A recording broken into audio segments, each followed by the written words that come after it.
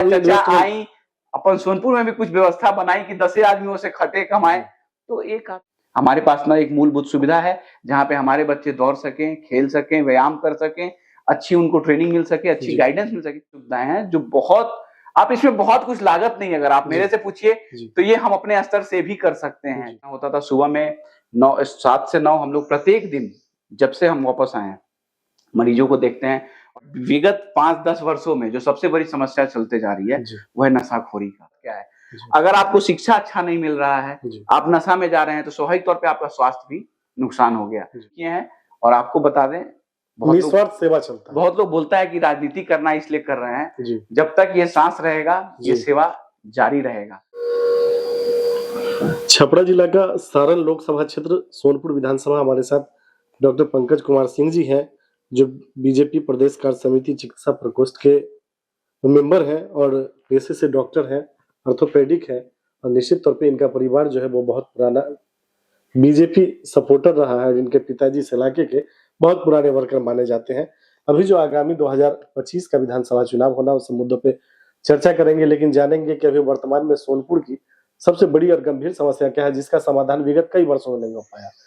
इस सोनपुर विधानसभा में ये जनता के लिए भी दुर्भाग्य है कि चाहे एनडीए हो या फिर यूपीए हो, जिसको अभी इंडिया अलायंस बोलते हैं, दोनों तरफ से सिंगल कैंडिडेट आते हैं। जो कैंडिडेट पूर्व विधायक होते हैं या प्रेजेंट विधायक होते हैं, एक ही आदमी को मौका मिलता है। और यही कारण है कि सोनपुर आज भी पिछड़ा हुआ इलाका है, पटना से सटा हुआ हो, उसके बावजूद इसकी जो स्थिति है, आज भी इसकी जो समस्याएं हैं, मूलभूत समस्या, उसका समाधान नहीं हुआ। चाहे वो स्वास्थ्य की व्यवस्था हो, शिक्षा की व्यवस्था हो, पलायन सबसे बड़ा मुद्दा है। और किसानों के लिए सरकार जिनकी भी हो, जब सेंट्रल गवर्नमेंट और स्टेट गवर्नमेंट का चुनाव जब भी होता है, तो सब लोग अपने हिसाब से दावा करते हैं हम किसानों की समस्या का समाधान करेंगे। बावजूद उसके आज सबसे जो दयनीय स्थिति है वो किसान की है, और लेबर भी नहीं मिल रहा है। उसका सबसे बड़ा कारण है पलायन। जो यहाँ के माननीय विधायक है, शायद रोड सड़क पे तो ध्यान दे देते हैं, ये एक सब लोगों का काम होता है, चाहे वो मुखिया होते हैं पंचायत के, वो भी रोड बनवा लेते हैं, पुल पुलिया बनवाते हैं। लेकिन एक विधायक और सांसद की जो बड़ी जिम्मेदारी होती है वो ये होती है, कोई ऐसा उद्योग लाए जिससे आम लोगों को रोजगार मिल सके और उसका पलायन रुक सके। इन्हीं सब मुद्दों पर चर्चा करेंगे, जानेंगे। सर, आप पेशे से डॉक्टर हैं और आप अपने इस इलाके में क्लिनिक भी चलाते हैं। निश्चित तौर पे जब लोग पढ़ के आते हैं तो एक मन में होता है कि हमने जो इन्वेस्टमेंट किया है उसको पूरा कैसे किया जाए, और कमाने पे उनका ध्यान होता है और बड़े बड़े शहरों में जाते हैं। लेकिन अब शहर से वापस गांव की तरफ आए और सोनपुर विधानसभा का जो एक सुदूर क्षेत्र है उसमें प्रैक्टिस कर रहे हैं। क्या कारण है, क्या मंशा है आपकी, और आखिर आपने ऐसा चुना क्यों, इस जगह को चुना क्यों? सबसे पहले तो सबको मेरा प्रणाम। मैं बताते चलूं कि पेशे से मैं ऑर्थोपेडिक सर्जन हूं, और जब मैंने पढ़ाई पूरी करी तो हम लोग वापस आए यहाँ पे।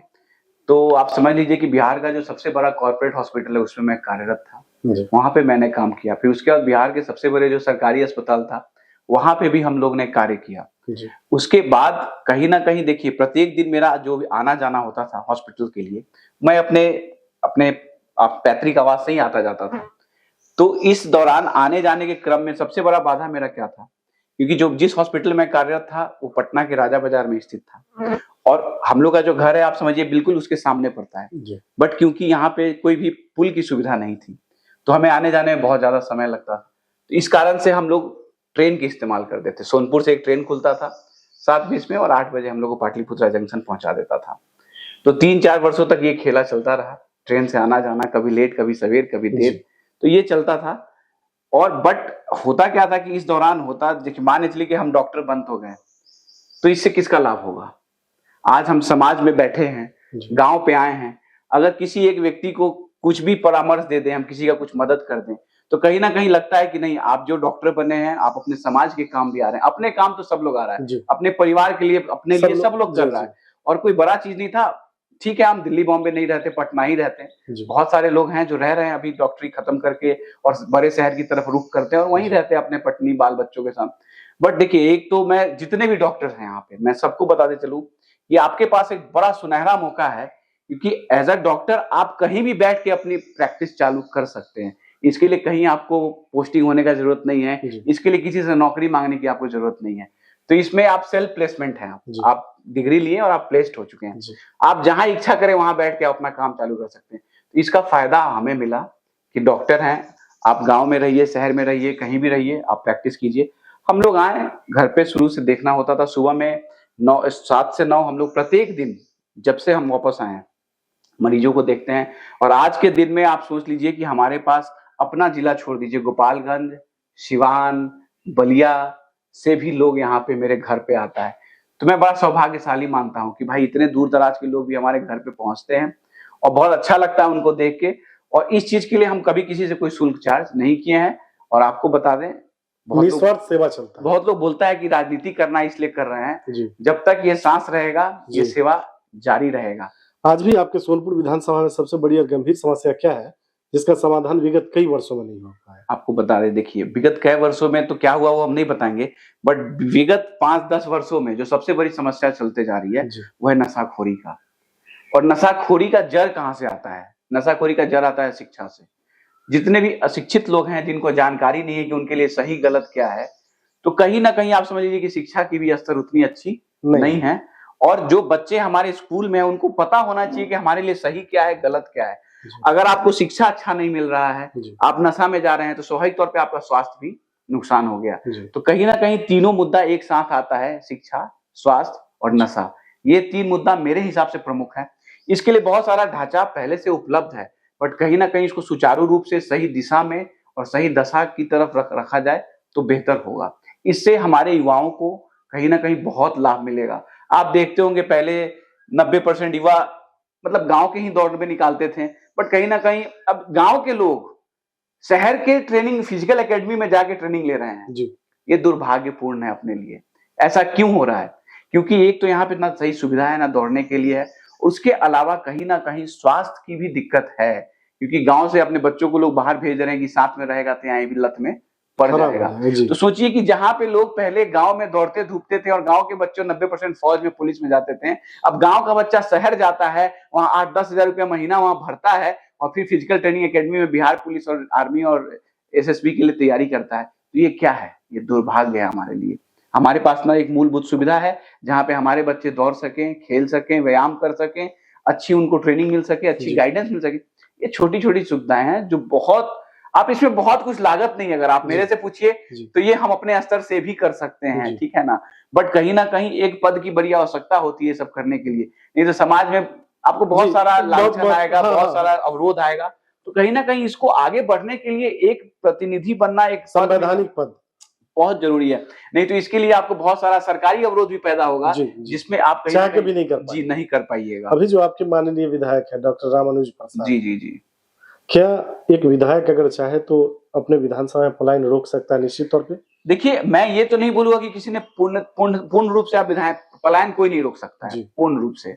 उसमें कम से कम लगभग 4 से 5 दशक लगेगा अगर अभी से इस पे कार्य किया जाए तो।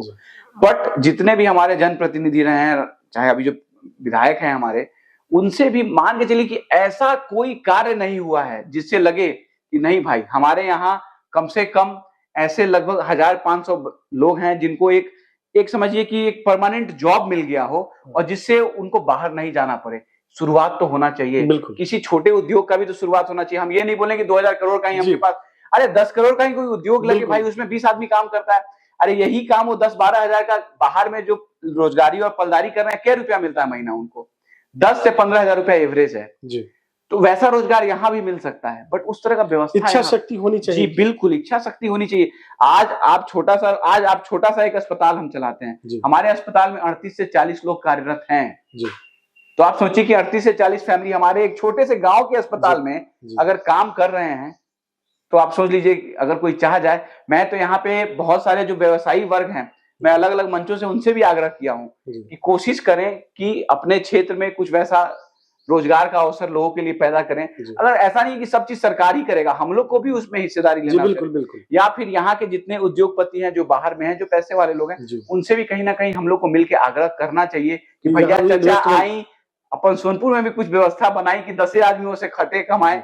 तो एक खातिर हम लोग का प्रयास है कि जो बाहर में भी हमारे समाज के लोग, हमारे क्षेत्र के लोग जो वेल टू डू हैं, जिनके पास अच्छी बिजनेस है, जो यहाँ पे भी 10 5 करोड़ इन्वेस्ट करके कर सकते हैं, तो बहुत बड़ी बात है। अगर इस तरह के 50 लोग को भी हम लोग मनाने में सक्षम हो जाते जी। हैं तो 500 करोड़ का यहाँ पे आप समझिए कि काम हो जाएगा। आपने रोजगार के बारे में कहा कि जो भी व्यवसायी वर्ग है उनसे हम ये आह्वान करते हैं, तो निश्चित तौर पे आपका भी परिवार लगभग 1000 लोगों को रोजगार देता है। देखिए, आप समझते चलिए कि हम लोग व्यवसायिक परिवार से ही आते हैं। हमारे बाबूजी ऐसा कोई खानदानी नहीं है, सब हमारे बाबूजी के मेहनत का जी। फल है। बहुत मेहनत किए हैं और उन्होंने ऐसा बहुत सारा रोजगार खड़ा किया है जो कहीं झोपड़ी से चालू हुआ था और आज बड़े स्तर पे पहुंचा है। तो एक दिन का ये फल नहीं है। नहीं। और हमारे जितने भी बिजनेस हैं उससे लगभग मान के चलिए कि 500 से 1000 के बीच में परिवार जुड़ा हुआ है, डायरेक्टली इनडायरेक्टली, और कहीं ना कहीं उनको रोजगार हम लोग दे रहे हैं। तो इससे बड़ा खुशी अनुभूति होता है। बहुत लोग बोलता है कि भाई धोनी के पटना में कहे ना रोजगार करला, वो जो करे के चाहिए।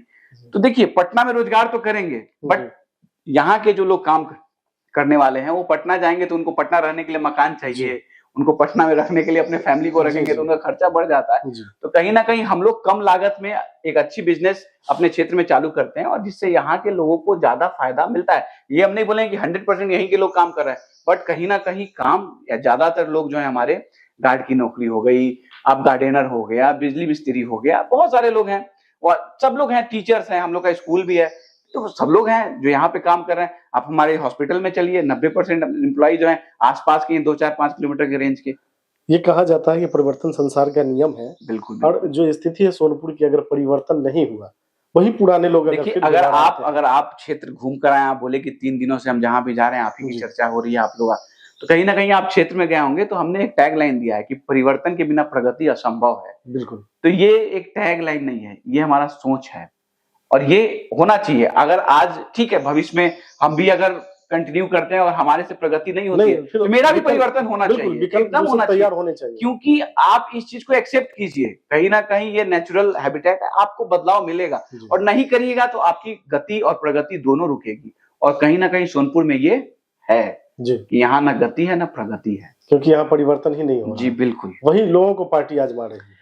अब देखिए, ये हम पार्टी का निर्णय है क्योंकि पार्टी एक बहुत बड़ा, आप समझ लीजिए कि एक चैनल है, उसका बहुत बड़ा एक संगठन है। लेकिन आप जैसे लोगों की वजह से ही पार्टी आकाश पे भी जाती है। बिल्कुल, और कहीं ना कहीं वर्कर की वजह से जमीन पे भी। देखिए, पार्टी भी कहीं ना कहीं हम लोग को आजमाती है जी, और हम लोग का समझिए एक तरह से टेस्ट ही हो रहा है, अभी तो परीक्षा ही दे रहे हैं हम लोग, और उम्मीद है कि इसमें हम लोग सफल होंगे।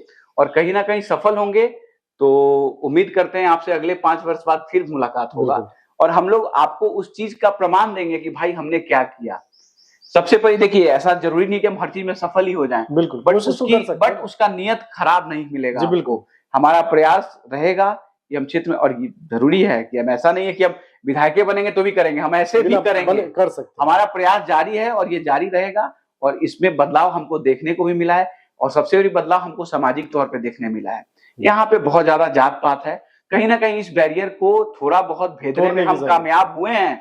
और क्योंकि देखिए, कहीं ना कहीं जो हमारे नवयुवक हैं, जो युवा वर्ग है, आप किसी से अच्छा व्यवहार बर्ताव रखिएगा तो क्यों नहीं होगा। बिल्कुल, आप एक जानवर से अच्छा प्यार व्यवहार रखिए तो आपका अपना हो जाता है। तो ऐसा नहीं है, हम लोग को, सब लोग को मिल के रहना है, एक समाज में सामाजिक वातावरण को चेंज करना है।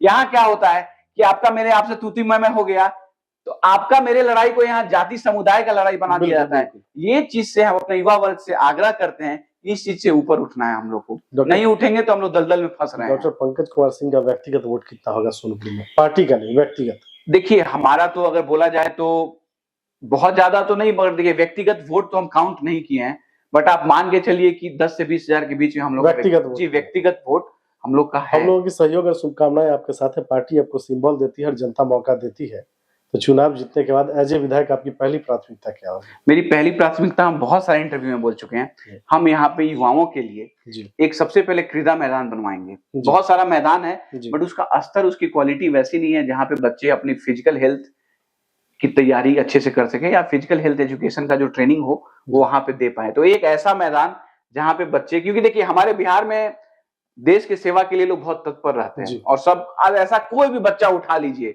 उसको बोलिए कि तू कहियो आर्मी ला दौड़ले है तो जरूर बोलेगा हाँ भैया दौड़ल रही, तो गोर में चोट लाग गल, तो एक्सीडेंट हो गल, तो पैसा न रहे तो भैया गोर टूट गल, चाहे हम वो दिन गईनी तो हमारा छाट दिलक, मारे पीट हो, बहुत सारा चीज है। ऐसा कोई बच्चा नहीं, इवन हम भी दौड़े हैं, ठीक है, हम लोग उस बनावट में पढ़ाई लिखाई में थे, बट कहीं ना कहीं रेती पे हम भी दौड़े हैं। क्यों रेती पे दौड़े भाई? क्योंकि कहीं ना कहीं यहाँ मानसिकता- व्यवस्था नहीं जी। था, तभी तो दौड़े हैं। बिल्कुल बाढ़ आ जाती है तो रेती डूब जाता है, वहां दौड़ने के लिए नहीं रहता है। जो फील्ड है वहां पे देखिएगा तो अतिक्रमण के अंदर चला जा रहा है, लोग अपना खेत काट काट के जो सरकारी जो जगह है जी जी वो सब अतिक्रमण में घुसता चला जा रहा है।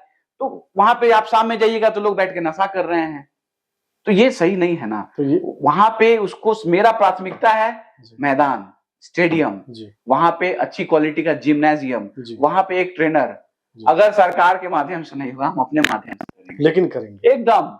ये मेरा प्राथमिकता है, हम आपको बता दें। और इस चीज के लिए कहीं ना कहीं हम लगे हुए हैं।